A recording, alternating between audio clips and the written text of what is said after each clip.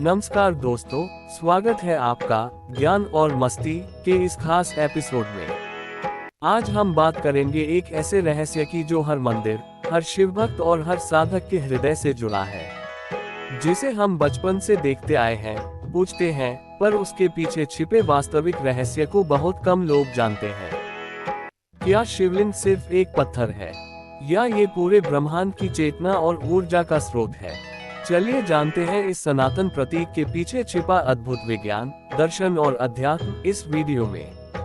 शिवलिंग एक ऐसा प्रतीक जिसे हर शिव मंदिर में देखा जाता है। एक ऐसा स्वरूप जो साधारण पत्थर की तरह दिखता है, लेकिन जिसके पीछे छिपा है एक अत्यंत गूढ़ रहस्य, ब्रह्मांड का रहस्य। बहुत से लोग इसे केवल एक मूर्ति, एक प्रतीक या एक पवित्र चिन्ह मानते हैं। लेकिन क्या आपने कभी सोचा है कि शिवलिंग का आकार गोल क्यों होता है? उसके ऊपर जल क्यों चढ़ाया जाता है? उस पर नंदी क्यों बैठा होता है? और आखिरकार क्या शिवलिंग केवल पूजा का माध्यम है, या ये असल में ब्रह्मांड की ऊर्जा का केंद्र है? सनातन धर्म में शिवलिंग को निर्गुण और सगुण दोनों रूपों का प्रतीक माना गया है।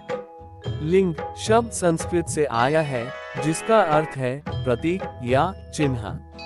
और जब हम शिवलिंग कहते हैं तो उसका सीधा अर्थ होता है वह प्रतीक जो शिव को दर्शाता है। परंतु इसका भावार्थ इससे कहीं अधिक गहरा है। शिव स्वयं को अनादि और अनंत कहते हैं, जिनका कोई आदि नहीं, कोई अंत नहीं। वे किसी एक रूप में नहीं बंधते। उनका अस्तित्व केवल शरीर में नहीं, पूरे ब्रह्मांड में फैला हुआ है। शिवलिंग उसी अखंड, निराकार और अनंत ऊर्जा का प्रतिनिधित्व करता है। आपने देखा होगा कि शिवलिंग 3 भागों में बटा होता है। सबसे नीचे का चौकोर आधार, जिसे पृष्ठभाग या ब्रह्मा पीठ कहा जाता है। उसके ऊपर गोलाकार हिस्सा, जिसे विष्णु पीठ कहते हैं। और सबसे ऊपर जो बेलनाकार उभरा हुआ हिस्सा होता है, वो रुद्र पीठ कहलाता है। ये तीनों भाग ब्रह्मा, विष्णु और महेश त्रिदेवों का प्रतीक है। इसका अर्थ हुआ कि शिवलिंग केवल शिव का ही नहीं, बल्कि समस्त सृष्टि के निर्माण, पालन और संहार की शक्ति का एकत्रित स्वरूप है। लेकिन क्या ये बस प्रतीकात्मक है? आइए अब इसे विज्ञान और ऊर्जा के दृष्टिकोण से समझते हैं। आज के वैज्ञानिक मानते हैं कि ब्रह्मांड की उत्पत्ति एक महाविस्फोट बिग बैंग से हुई थी। उस समय पूरा ब्रह्मांड एक अत्यंत छोटे, घने और गर्म बिंदु में समाहित था। और जब वह बिंदु फटा, तब समय, स्थान, पदार्थ और ऊर्जा का जन्म हुआ। अब गौर कीजिए, शिवलिंग का आकार बिल्कुल उसी बिंदु की तरह है।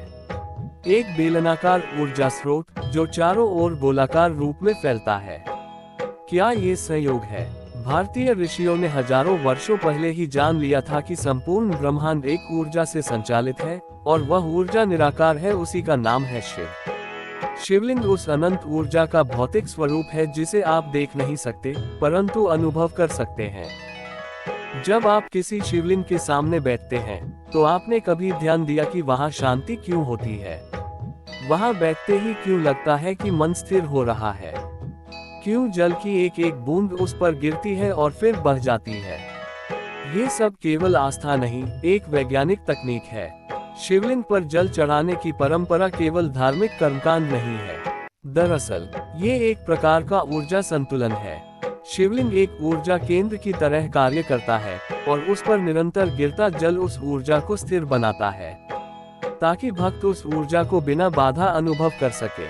हमारे ऋषियों ने शिवलिंग की स्थापना करते समय ये ध्यान रखा कि वो किस दिशा में हो, किस धातु से बना हो और कहाँ स्थापित हो, ताकि वह स्थान एक ऊर्जा केंद्र के रूप में कार्य कर सके।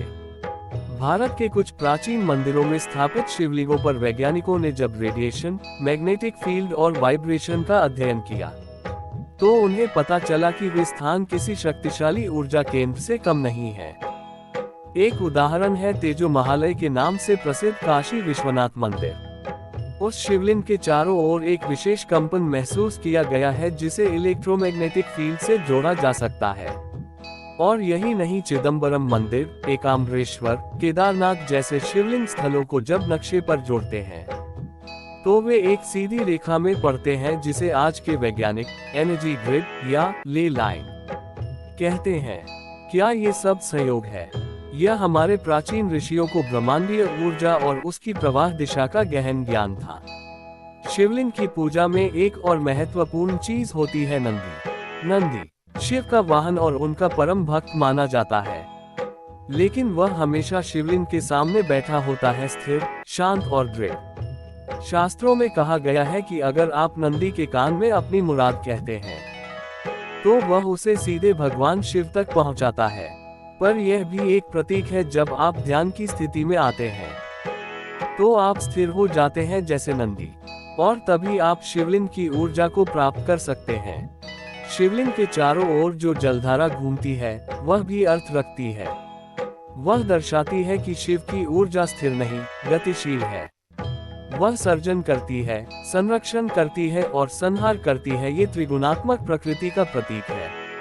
एक और अद्भुत बात, शिवलिंग को कई बार योनि और लिंग के रूप में देखा जाता है, जो सृष्टि की उत्पत्ति का प्रतीक है। योनि शक्ति का प्रतिनिधित्व करती है और लिंग शिव का। ये दोनों मिलकर ब्रह्मांड की सृजनात्मक ऊर्जा को दर्शाते हैं। यह विचार पश्चिमी मानसिकता को कभी कभी भ्रमित कर देता है, लेकिन भारत में यह एक अत्यंत पवित्र और वैज्ञानिक दर्शन रहा है, जहां सृष्टि की उत्पत्ति को श्रद्धा और विज्ञान दोनों से देखा गया है। वास्तव में शिवलिंग ना तो केवल एक मूर्ति है, ना ही केवल एक धार्मिक प्रतीक। वह एक ऊर्जा का केंद्र है, एक जीवंत यंत्र जिसे ठीक प्रकार से स्थापित और पूजित किया जाए तो ये व्यक्ति के जीवन में चमत्कारी परिवर्तन ला सकता है। प्राचीन भारतीय ग्रंथों जैसे कि लिंग पुराण, शिव पुराण और स्कंद पुराण में शिवलिंग की महिमा का विस्तार से वर्णन है। कहा गया है कि ब्रह्मा जब सृष्टि की उत्पत्ति में लगे थे और विष्णु संहार का रूप खोज रहे थे, तो उन्हें एक दिव्य अग्नि स्तंभ दिखाई दिया जिसका कोई आदि और अंत नहीं था। वह अग्नि स्तंभ ही शिवलिंग था, जो दर्शाता है कि शिव ना कभी उत्पन्न हुए, ना कभी समाप्त होंगे। वे अनादि है, शाश्वत ऊर्जा का स्रोत। आज के समय में जब विज्ञान ऊर्जा के कणों की खोज में लगा है, तो शिवलिंग उस ऊर्जा का रूप है जिसे हमारे ऋषियों ने अनुभव किया और हमें पूजा के माध्यम से उससे जोड़ने का मार्ग दिया। वास्तव में शिवलिंग केवल एक पत्थर नहीं, बल्कि वह चेतनता का स्तंभ है। वह साक्षात ऊर्जा है जो स्थिर होकर भी गतिशील है, जो निर्गुण होकर भी सगुण है, जो अनुभव है शब्दों से परे। तो अगली बार जब आप किसी मंदिर में जाएं और शिवलिंग के सामने खड़े हो, तो उसे केवल एक पाषाण टुकड़ा ना समझें। उसे देखें, अनुभव करें और उस ऊर्जा को अपने भीतर उतारें, क्योंकि शिवलिंग वही है जहां संपूर्ण सृष्टि केंद्रित होती है और वहीं से पुनः फैलती है। तो दोस्तों, अब जब आपने जाना कि शिवलिंग केवल एक पाषाण मूर्ति नहीं बल्कि ब्रह्मांड की अनंत ऊर्जा का सजीव प्रतीक है, तो अगली बार जब आप किसी मंदिर जाएं, तो केवल हाथ जोड़े ही नहीं, बल्कि इस ऊर्जा को महसूस करने की कोशिश करें। अगर आपको ये ज्ञानवर्धक वीडियो पसंद आया हो तो इसे लाइक करें, अपने दोस्तों और परिवार के साथ शेयर करें, और ऐसे ही सनातन ज्ञान से भरे रहस्यों के लिए हमारे चैनल ज्ञान और मस्ती को सब्सक्राइब जरूर करें। हर हर महादेव, जय सनातन धर्म।